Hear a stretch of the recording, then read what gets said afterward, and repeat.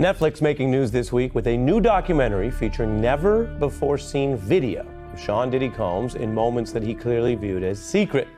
People keep asking why 50 Cent seems obsessed with Diddy. Why he won't stop poking him, trolling him, hunting him. Did he do it, right? He did it. You've been social media talking about it. He did it.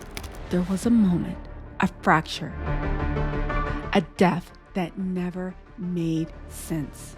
Lighty managed the careers of superstars like 50 Cent and Diddy. But some people believe Lighty's death was too convenient. All of the unanswered questions, something ain't really right. 50 Cent has brought in a high-powered team to investigate the hip-hop mogul's death. What happened to Chris? Puffy might be the destination for anybody going nowhere. Savage! Nobody survived. What am I going to get? Chris Lighty wasn't the only powerful black executive who died suddenly after crossing paths with SeanCombs. This is a guy who is just, the energy and the longing to dominate and be successful.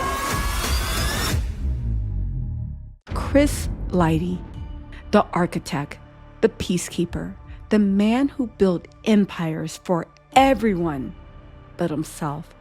The one person 50 Cent trusted in an industry full of sharks. And when Chris died, 50 changed. The energy changed. The silence changed. And the streets? Well, the streets whispered a name they weren't brave enough to say out loud. And here's the part nobody wants to talk about. Chris Lighty wasn't the only powerful black executive who died suddenly after crossing paths with SeanCombs. There was Shakir Stewart. There was also Kim Porter. 3 names, 3 shadows, 3 unanswered questions. Now, we're not saying Diddy is the angel of death, but that cloud of death and misery that follows him around, baby, it has weight, it has shape, and it has a body count that the internet refuses to stop talking about. And so the real question isn't why 50 Cent keeps going after Diddy. The real question is, when did 50 start going after Diddy? Because if you follow the threads, if you go back far enough, if you sit with the rumors, the receipts, and the things said only in back rooms, you end up at the same place the streets always do. Chris Lighty, the first domino, the man whose death still echoes. Because sins always return home, and sometimes they bring friends.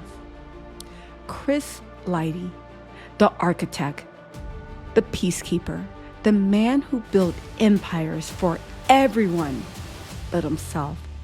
The one person 50 Cent trusted in an industry full of sharks. And when Chris died, 50 changed. The energy changed. The silence changed. And the streets? Well, the streets whispered a name they weren't brave enough to say out loud. And here's the part nobody wants to talk about. Chris Lighty wasn't the only powerful black executive who died suddenly after crossing paths with SeanCombs. There was Shakir Stewart. There was also Kim Porter. 3 names, 3 shadows, 3 unanswered questions. Now, we're not saying Diddy is the angel of death, but that cloud of death and misery that follows him around, baby, it has weight, it has shape, and it has a body count that the internet refuses to stop talking about. And so the real question isn't why 50 Cent keeps going after Diddy. The real question is, when did 50 start going after Diddy? Because if you follow the threads, if you go back far enough, if you sit with the rumors, the receipts, and the things said only in back rooms, you end up at the same place the streets always do. Chris Lighty, the first domino, the man whose death still echoes. Because sins always return home, and sometimes they bring friends.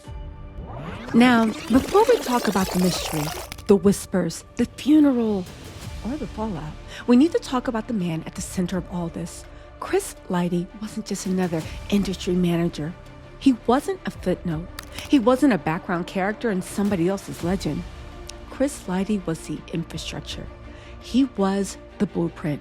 He was the phone call you made when you wanted something done in hip-hop.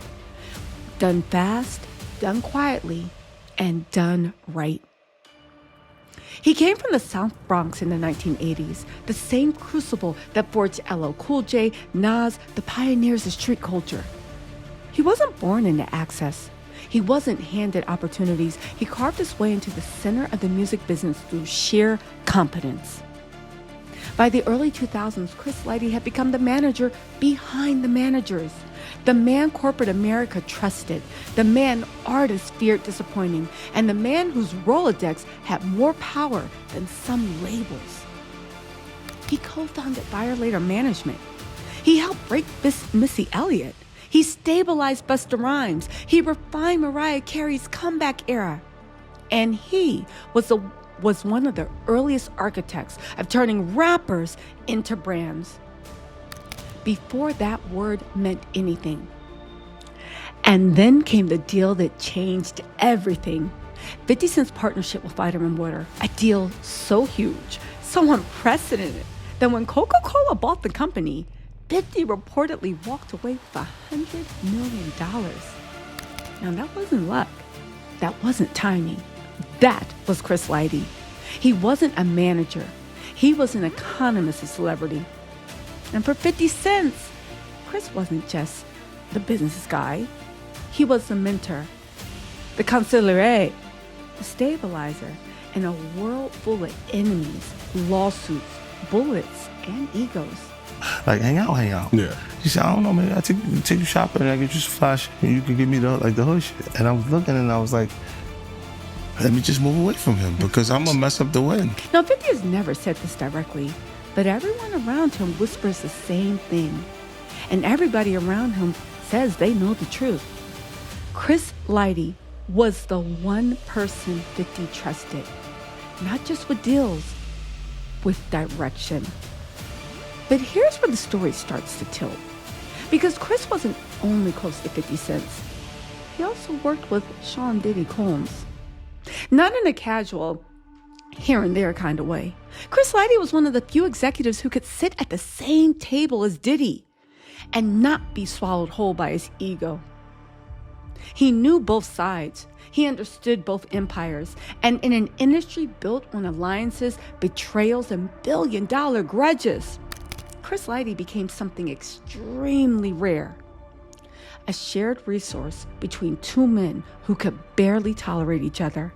That kind of position is power. But in hip-hop, power is never safe.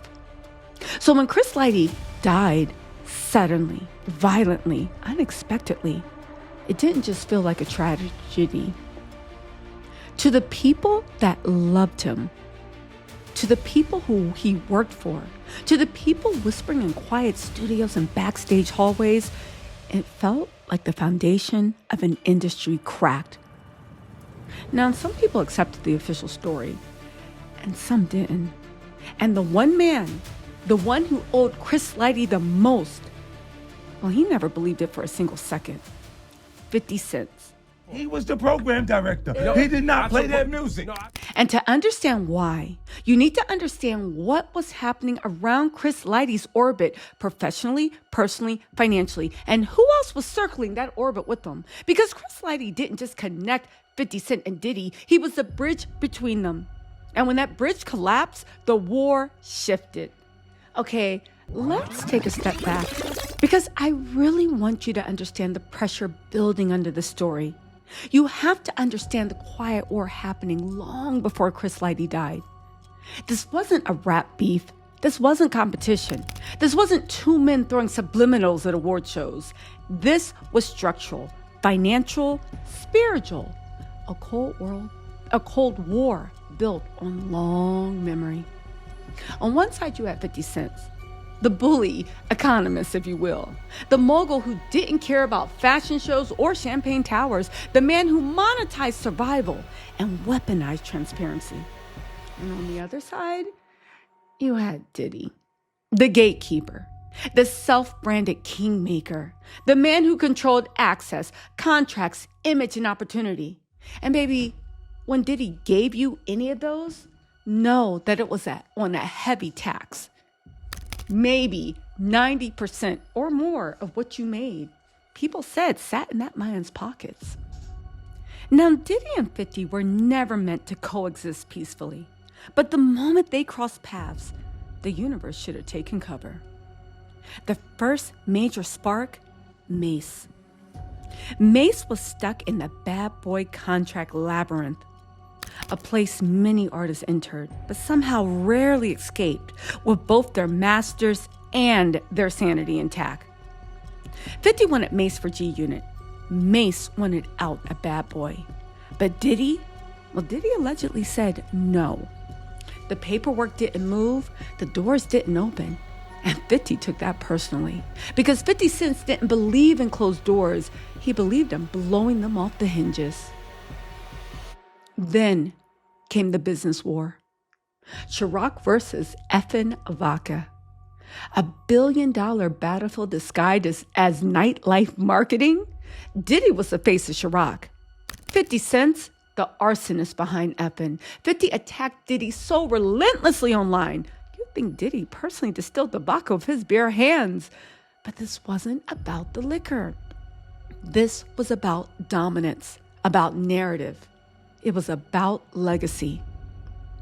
And then the wedding day. Or should we say the wedding story? Chris Lighty's wedding.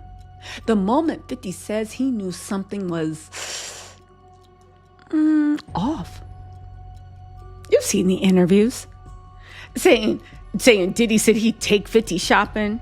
50 always said that's when he knew the energy was weird.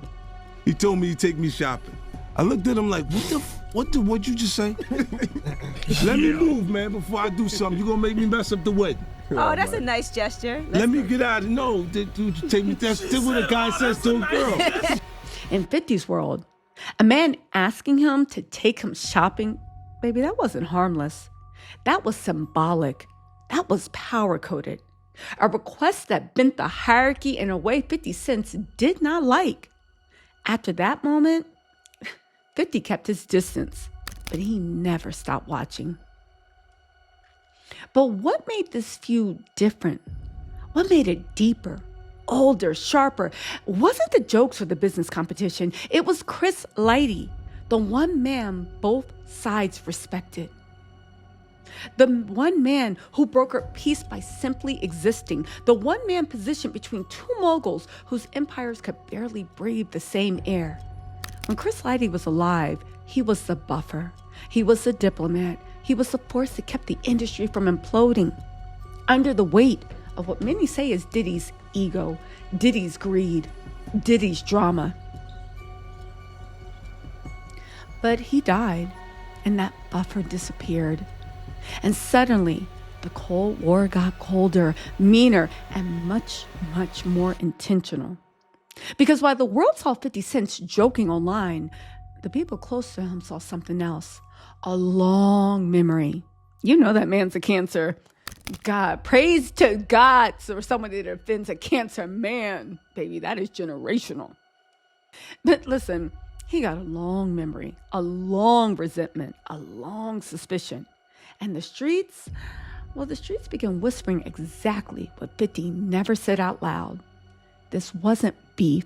This wasn't trolling. This was personal.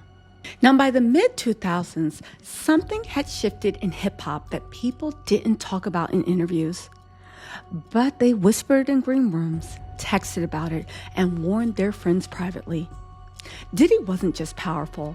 He wasn't just influential. He wasn't just a guy who could make or break your career. People were afraid of him.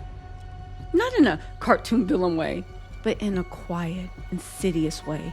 You fear a man who never suffers consequences, a man who always walks away untouched while the people around him crumble, a man who smiles on red carpets but leaves chaos behind closed doors. And after the Netflix documentary, let's be honest, the world finally saw the version of Diddy the industry had been describing in hushed tones for over 20 years. You see, many insiders said that Diddy moved like a center of gravity. Everyone who orbited him eventually felt the pull, and for some, the cost. Business partners fell out, artists disappeared, broke, penniless, insane. Careers derailed, and personal relationships, well, the streets have always hit Diddy's personal relationships came with their own body count. Not literal, but emotional, financial, spiritual, the type of destruction you don't recover from. And this is where Chris Lighty's story begins to bend. Now, Chris Lighty didn't just know Diddy. He managed him. He advised him. He was one of the few people in the industry who could say no to SeanCombs without risking everything. Or so he thought. He was also one of the few people in the industry that many insiders said Diddy was rageful from. Being close to Diddy came with a cost. Everyone knew that, and everyone felt that. And Chris wasn't the only one connected to that cost. Enter Kim Porter. Now, Kim Porter wasn't just Diddy's longtime partner or the mother of 3 of his children. She was the woman who, he says, knew him best. The one who held his image together. The one whose death the public still treats like an open wound. And then there's the rumor. The one that the industry never confirms, never denies, just allows to sit and rot in the back of the conversation. Did Chris Lighty and Kim Porter ever date? Now, some people say yes. Some say it's nonsense. Some say it was brief. Some say it wasn't romantic at all. Now, there's no primary source proof, but the speculation refuses to die. Why? Because Chris Lighty and Kim Porter ran in the same elite circles. They were photographed in the same rooms at the same parties, at the same birthday celebration, hosted by Diddy himself for Kim Porter. And when the internet sees proximity, it sees pattern. And if it was just Chris, maybe people wouldn't question it. But then there's Shakir Stewart, another brilliant Black executive, another man with a bright future, another figure who moved too close to Diddy's gravitational pull. And Shakir's story, it haunts this timeline. Shakir's own mother claimed he and Diddy had a violent confrontation in Italy, one that left Shakir bleeding, requiring stitches, and allegedly followed by threats so chilling, she begged her son to leave the music industry entirely. Shakir refused. He was too talented, too invested, too important. And weeks later, he was gone. The official ruling? Suicide. Public reaction? Disbelief. Industry whispers? Not again. When people talk about Diddy now, they talk about the raids, the lawsuits, the testimonies, the Netflix documentary, SeanCombs, The Reckoning, that turned the culture inside out. But years before all that, years before Cassie made the world pay attention, the people who lived inside the music business already knew. They claimed they knew Diddy was dangerous. They claimed they knew being close to him came with the cost. And they claimed they knew Chris Lighty was standing too close to a man whose shadow had already swallowed too many. Now, before we talk about conspiracies, whispers, or what 50 Cent may believe in his heart, we have to set aside the last months of Chris Lighty's death, because the official story doesn't come out of nowhere. It comes out of pressure. And Chris Lighty was carrying enough pressure to crush a weaker man. Now, according to official reports, verified, documented, public, Chris Lighty was under serious financial strain. The IRS said he owed more than $330,000. There were tax liens, old business debts, money owed, bills piling into a storm. And for a man whose entire reputation was built on control, on order, on being the one who stabilized everyone else's chaos, falling behind financially was more than stress. Many say it was humiliation. It was the one thing he couldn't negotiate, charm, or fix. Now, interesting enough, around this time, 50 Cent hired a team of high-profile investigators to examine the death of Chris Lighty. Now, oddly enough, Chris Lighty allegedly took his own life tragically using a bang-bang, the same way Shakir Stewart did. As a matter of fact, in an interview with Huffington Post Live, 50 Cent, who, again, he identified himself as Lighty's close friend and client, questions the details surrounding his death, like so many of Lighty's family members and close friends. He said out of his own mouth, "I still can't make very much sense of it. The whole theory of him being in financial strain would support why you would want to do something like delete yourself? It doesn't make any sense to me. Because that $5 million they said he owed the IRS, he didn't owe the IRS $5 million at the point. As a matter of fact, remember, he owed the IRS $330,000 for a man like Chris Lighty and the deals he did, and as deep as his pockets went, $330,000 was nothing. As a matter of fact, Chris let a trust to his children with $1.6 million. 50 Cent also said that Chris's mother came to him and asked for financial assistance in hiring Scott Lemon, a private investigator. Hiring attorney Scott Lemon and a private investigator, Les Levine. Again, the official line, the authorities believe that Chris took his own life after a series of personal setbacks, including death and a recent divorce. He was found tragically passed away with a bang-bang wound to his head. Now, 50 Cent also went on to say that he loaned Lighty $1 million, and he got the money back with interest. He said he spoke to Chris before he passed away, and Chris seemed to be looking forward to the future. Listen, according to 50 Cent, Chris, Lighty, and 50 had just secured a world tour for the next year. And again, let's get back to his financial woes. He left over $1.6 million in a trust fund to his children, and his entire estate was given to his wife, who he was in the process of divorcing. But let's rewind it a little. Let's go back to the marriage, or the collapse of it. Multiple sources, including the Daily Beast, confirm that Chris and his wife Veronica were in the middle of a separation. There were arguments, there was distance, and there were reports of tension so severe that neighbors heard shouting on the morning he passed away. Now, Veronica told police Chris had been under tremendous pressure. Others said he seemed distracted, exhausted, fraying at the edges. But here's the part that cracks the story open. No one, not his family, not his closest friends, believed he was ready to take himself off this earth. Not one. His mother didn't believe it. His brother didn't believe it. His peers didn't believe it. And 50 Cent didn't believe it. Everyone agreed on the same chilling point. That wasn't Chris. And on August 30th, 2012, Chris was found in his Bronx apartment with a bang-bang wound to his head. The medical examiner ruled it a suicide within hours. But there was no note, no documented history of self-harm, and no trail of goodbye messages. Nothing but silence and a ruling. His mother asked for that deeper investigation. You guys know 50 Cent funded it. Private investigators combed through the case, but the official story never changed. Suicide. Case closed.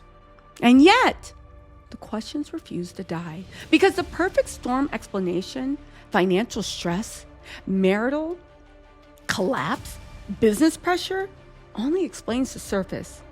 It doesn't explain why Chris had just negotiated new deals. It doesn't explain why people saw him making future plans. And it doesn't explain why he was still actively managing clients and managing them well. He was making billionaires in an industry where many said Diddy wanted to be the only one, the top dog, the king, where everybody must bend and kiss the rings. It doesn't explain why friends saw him the day before and said, yeah, he seemed tired, but not ready to take himself off this earth. And it definitely doesn't explain why his death felt eerily familiar to people who remembered what happened to Shakir Stewart. The same pattern: young, powerful, black, connected. Under stress, yeah, but not broken. And now gone. And when Chris died, the industry stopped. 50 was devastated. LL Cool J cried. Executives showed up looking like they'd been punched in the soul.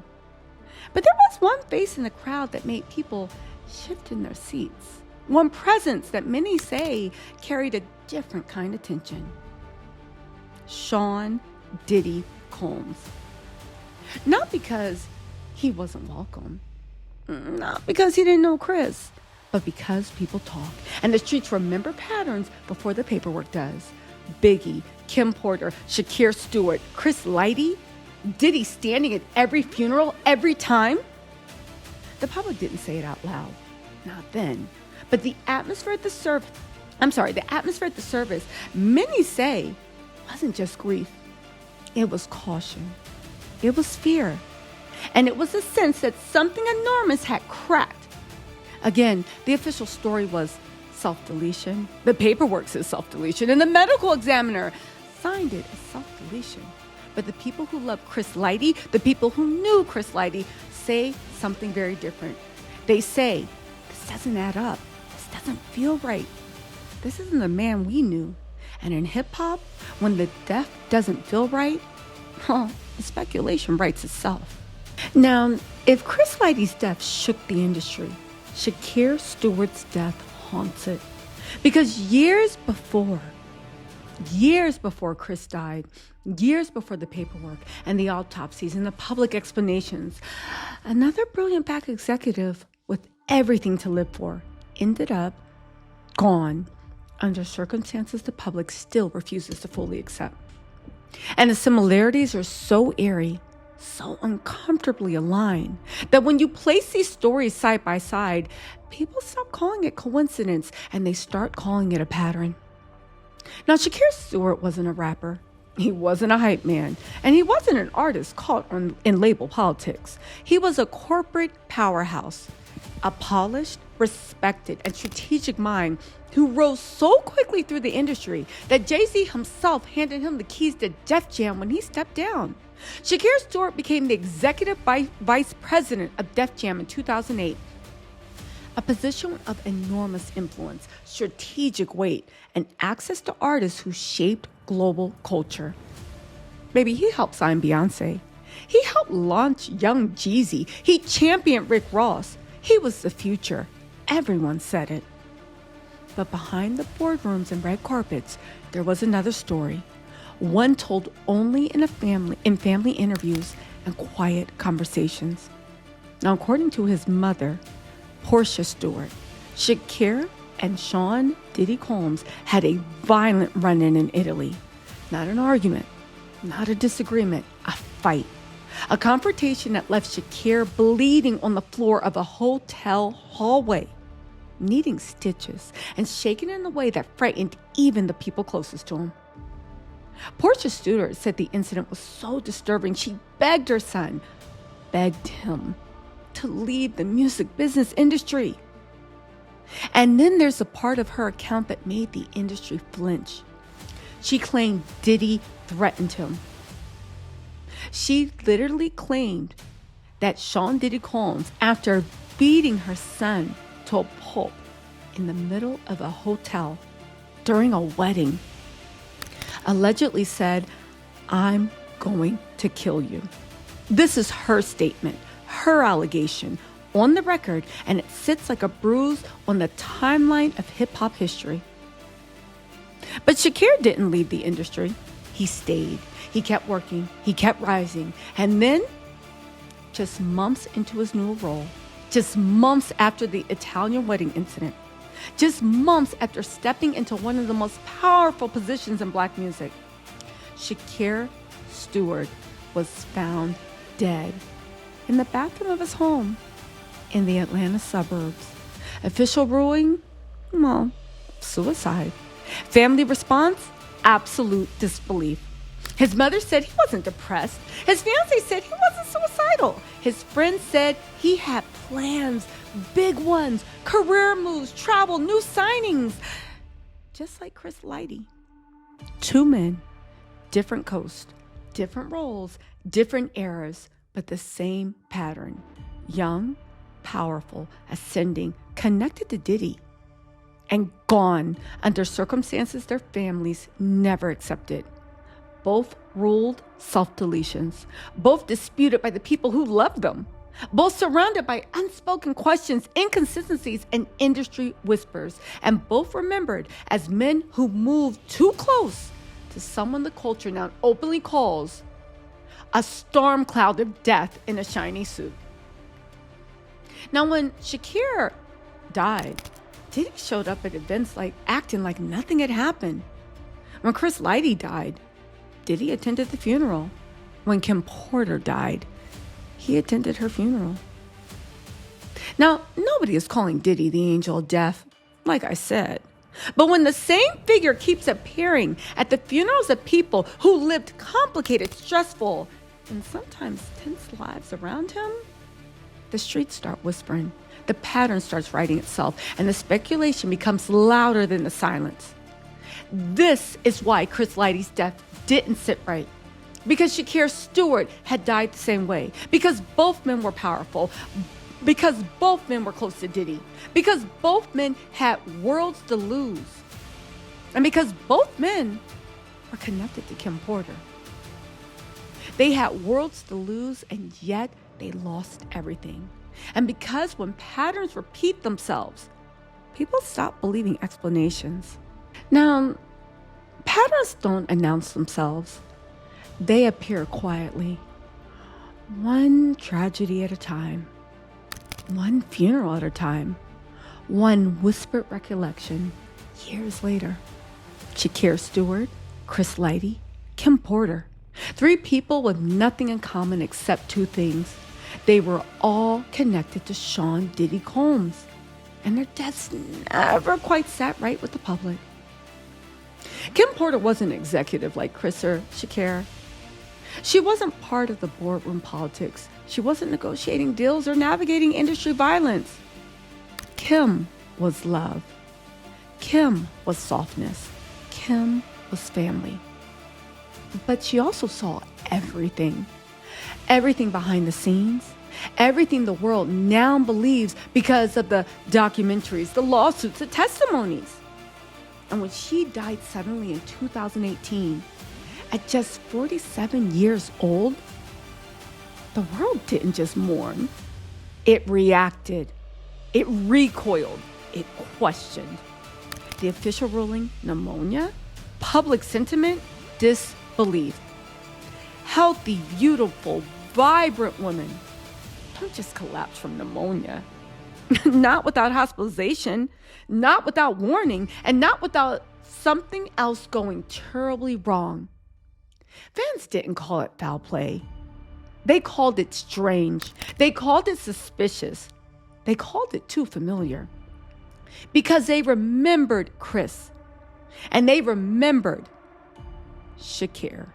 And the internet doesn't forget. Their names appearing on screen one by one. Look at the timeline. Look at the proximity. Look at the roles they each played.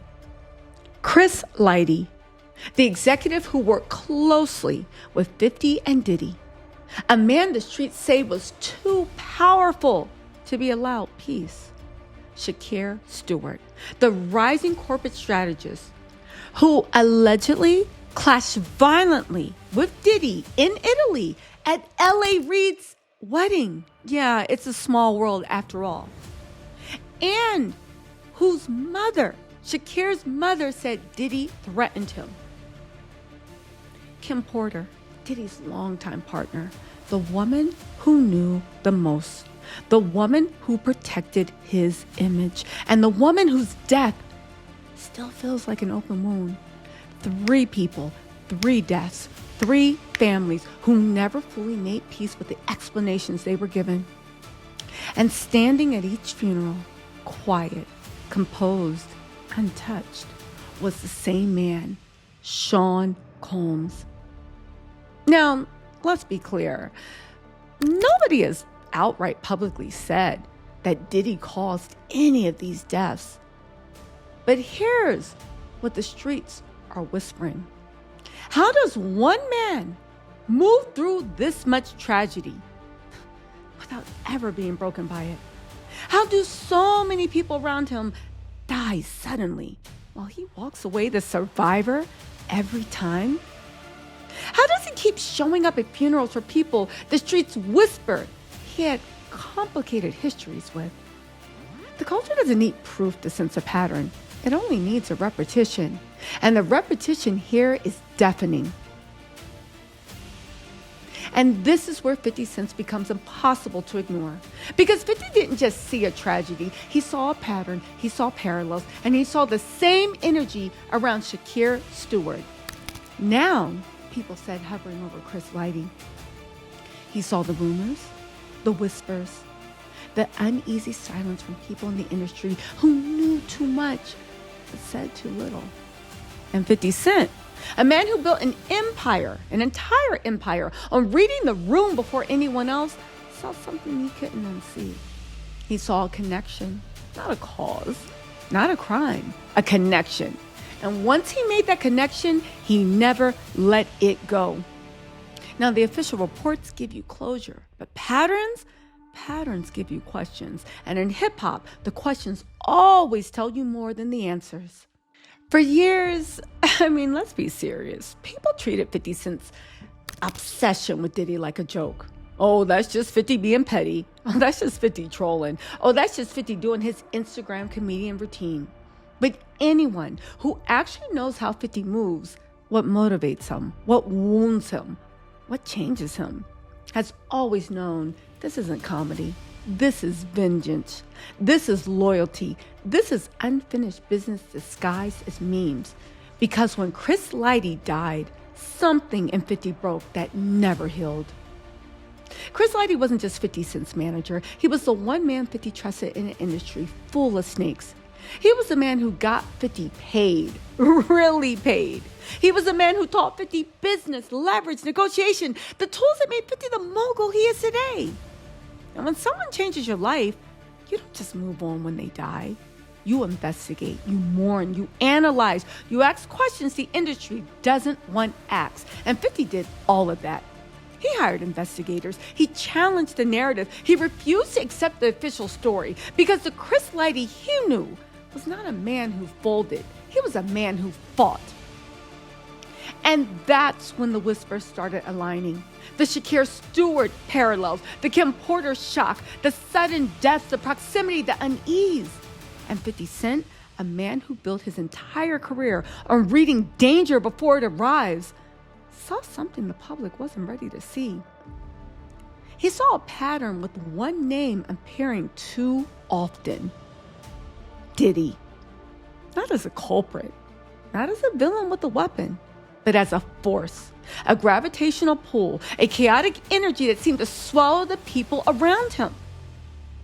50 Cent's feud with Diddy didn't survive because the vodka wars, the music beef, the personality clashes. It survived because 50 Cent began to believe, many say, deeply, privately, obsessively, that Diddy's empire was built on exploiting the people around him, breaking them, discarding them, and burying the damage under money and PR. And Chris Lighty, he was the exception. He wasn't supposed to fall. Not him. Not the one man 50 thought was untouchable. That's the wound 50 never let close. So when the world finally caught up, when the lawsuits dropped, when the testimonies surfaced, when the documentaries aired, when federal agents kicked down those doors, 50 didn't gloat. He didn't look surprised. He didn't even look shocked. He looked ready, like a man who'd been waiting 10 years for the rest of the world to finally see what he maybe saw the day Chris Lighty died. Again, people think 50's memes are jokes, but the truth is more sinister. 50 Cent has been chronicling Diddy's downfall like a historian and fueling it like an architect. Every documentary, every interview, every quote, every joke, it's all part of the same mission. Some say that mission is to make sure nobody forgets Chris Lighty, to make sure nobody moves on, to make sure Diddy's world burns down in full public view, with no silence left to hide behind. 50 isn't obsessed with Diddy. He's shadowing him, tracking him, waiting for accountability in a world where many of his friends got none. This isn't beef. This isn't trolling. This is a grief-wearing armor. Because to 50 cents, Diddy didn't just lose a manager. 50 Cent lost the man who protected him from everyone else in the industry, except the one person nobody could protect him from. For a decade, the doubts around Chris Lighty's death lived in the shadows. Whispers at industry dinners, side comments in studio sessions, quiet murmurs and back-channel conversations. The same was true for Shakir Stewart and Kim Porter, and so many others whose stories drifted through hip-hop like ghost notes. But then one woman stepped forward, and the entire world snapped awake. Cassie. In 2003, Cassie filed a lawsuit against Sean Diddy Combs, alleging years of abuse, coercion, violence, and control. And within 24 hours, it settled. Fast, quiet, suspiciously fast. And suddenly, the public mood shifted. The tone on Diddy changed. The whispers became a roar. Because Cassie didn't just accuse Diddy of being abusive. She described behaviors the industry had been tiptoeing around for decades and documenting. Manipulation, control, isolation, violence cloaked as glamour. The lawsuit cracked the dam. The documentaries, the Netflix documentary, Diddy, The Reckoning, baby, that broke it open. When the federal agents raided Diddy's home in 2024, helicopters, armored vehicles, tactical teams, the culture reached a boiling point. Everything people whispered about suddenly felt plausible. Everything people joked about suddenly felt documented. Everything 50 Cent had suggested for years began to look less like trolling and more like foreshadowing. The public started asking questions the industry had been too afraid to ask. What exactly happened behind closed doors? What did people see and ignore? What did insiders protect? And who paid the price for that protection? And then the Netflix documentary, Diddy, The Reckoning, the cultural earthquake, the point of no return. The documentary didn't just allege abuse. It traced decades of destruction, broken lives, silenced victims, and patterns that made people revisit every tragedy touching Diddy's orbit. Kim Porter's death, Shakir Stewart's death, Chris Lighty's death. Nothing. Suddenly, these weren't isolated incidents. They were puzzle pieces the public never had the courage or information to assemble. Now the pieces were on the table. And 50 Cent, he didn't flinch. He didn't blink. He didn't act surprised. He reacted like a man watching an old prophecy come true. Because while the world was finally learning who Diddy might have been all along, 50 had been living with that suspicion. Many say since the day Chris Lighty passed away. And with every lawsuit, every raid, every headline, every documentary, 50 looked less like a hater and more like a historian who saw the first domino fall a long, long time ago. This wasn't about Cassie, though her courage changed everything. This wasn't about the raids, though they made denial impossible. This wasn't about the documentary, though it shattered what was left of Diddy's reputation. This was about the pattern. A pattern that started long before the internet realized it. A pattern people whispered about in the industry. And a pattern that always seemed to brush up against loss. And a pattern that, some people say for 50 cents, began in one place: the morning Chris Lighty died. So, what are we left with? Well, when you stack the names, when you trace the timeline, when you follow the pattern, a strange thing happens. The story stops being about gossip or rumors or conspiracies. it becomes about grief, unanswered questions, and the silence that follows powerful men. Chris Lighty, Shakir Stewart, Kim Porter, 3 names that should have lived longer than their headlines. 3 people the industry still speaks about in low voices. 3 losses that reshape the geographic of Black music. And at the center of all these 3 stories, in proximity, in rumor, and speculation, and presence, is Sean Diddy Combs. Not as a villain, not as a culprit, but as a constant, a gravitational force, the man who walked away from every storm while the people around him seemed to drown. And there is one person who never forgot that. One person who connected the dots long before the public ever saw the pieces. One person who lost more than money, deals, or opportunities the day Chris Lighty died. 50 Cent. Now, people love to paint him as an internet troll of hip hop. The man who can't stop laughing, who can't stop antagonizing, who can't stop poking the bear.